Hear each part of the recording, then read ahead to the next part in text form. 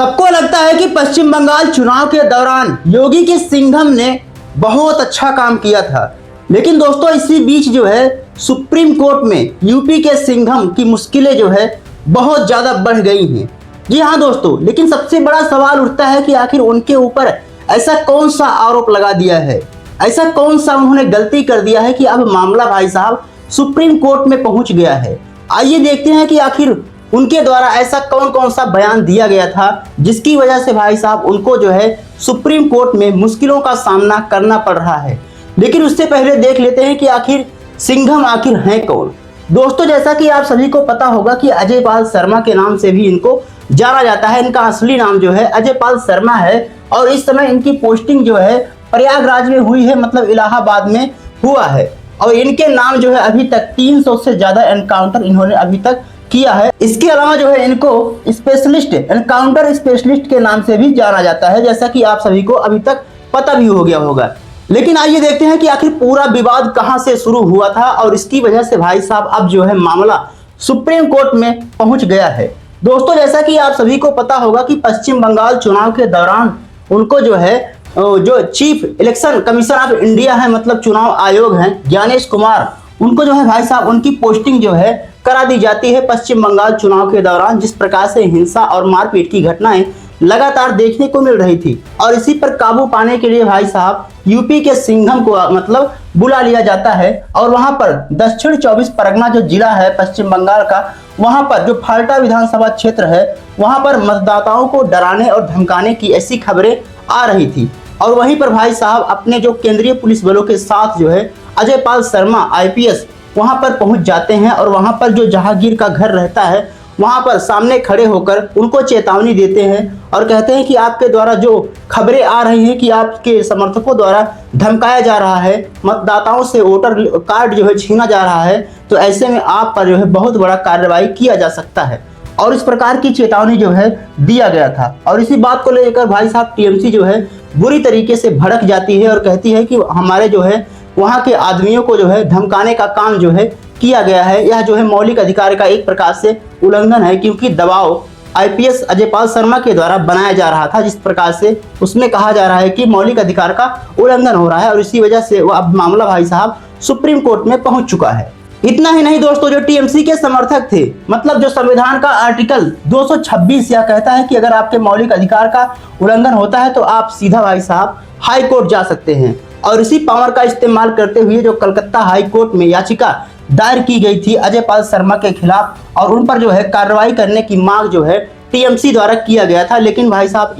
High court ने साफ मना कर दिया था और कहा था कि जब तक 29 अप्रैल तक जो सभी चरणों का मतदान होना है पश्चिम बंगाल में, जब तक वह पूरी तरीके से मतलब हो नहीं जाता है तब तक इस पर जो है कोई एक्शन उनके खिलाफ नहीं लिया जा सकता है, कोई भी जांच का आदेश नहीं दिया जा सकता है, क्योंकि यह आचार संहिता का उल्लंघन माना जाएगा। लेकिन आइए देखते हैं कि आखिर जिस प्रकार से सुप्रीम कोर्ट में याचिका दायर की गई है वह आखिर किस प्रकार से भाई साहब IPS अजय पाल शर्मा को सजा दिलवा सकती है। दोस्तों जैसा कि उनकी मुश्किलें जो है बढ़ती जा रही हैं, जिस प्रकार से आरोप उन पर लगाया गया था, तो यह मामला काफी ज्यादा चर्चा का विषय जो है अभी तक बना हुआ है, खासकर पश्चिम बंगाल के चुनाव को लेकर। और पहले ही यह याचिका मतलब एक व्यक्ति के द्वारा दायर किया गया था IPS अजय पाल शर्मा के खिलाफ जो है सुप्रीम कोर्ट में यह याचिका पूरी तरीके से पहुंच गई है, लेकिन अभी जो है इस पर सुनवाई नहीं हुई है। लेकिन आइए देखते हैं कि अगर जो है सुनवाई होती है तो किस प्रकार से अजय पाल शर्मा की जो है मुश्किलें बढ़ सकती हैं। लेकिन उससे पहले समझना जरूरी है कि आखिर उनके ऊपर जो है कौन कौन सा आरोप लगाया गया है।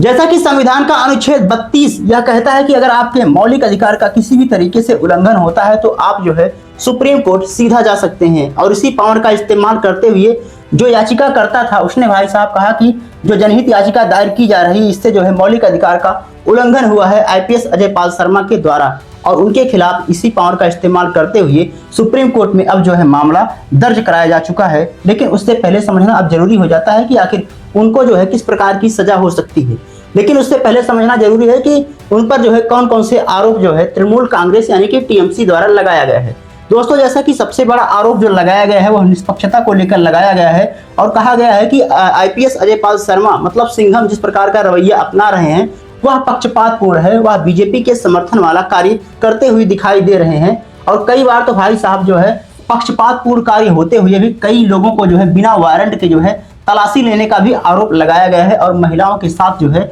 दुर्व्यवहार करने का आरोप यानी कि बदतमीजी करने का आरोप भी लगाया गया है अजयपाल शर्मा के ऊपर। इसके अलावा सबसे बड़ा आरोप यह लगाया गया है कि जैसा कि हमने पहले ही बताया कि जनता यानी कि स्थानीय लोगों को डराने और धमकाने का भी आरोप जो है आईपीएस अजयपाल शर्मा के ऊपर जो है लगाया गया है और इसी बात को लेकर सुप्रीम कोर्ट में याचिका दायर की गई है। लेकिन अब सवाल उठता है कि आखिर सुप्रीम कोर्ट उनको किस प्रकार की सजा सुनवा सकती है अगर यह मामला सच साबित होता है तो। जैसा कि दोस्तों शायद आपको पता होगा कि जो पिटीशन दायर किया गया है आर्टिकल 32 के तहत जो याचिका दायर की गई है, अगर वह सच साबित होती है तो उनको जो है पद से हटाया जा सकता है या उनकी मतलब जो उनका पद है उसको जो है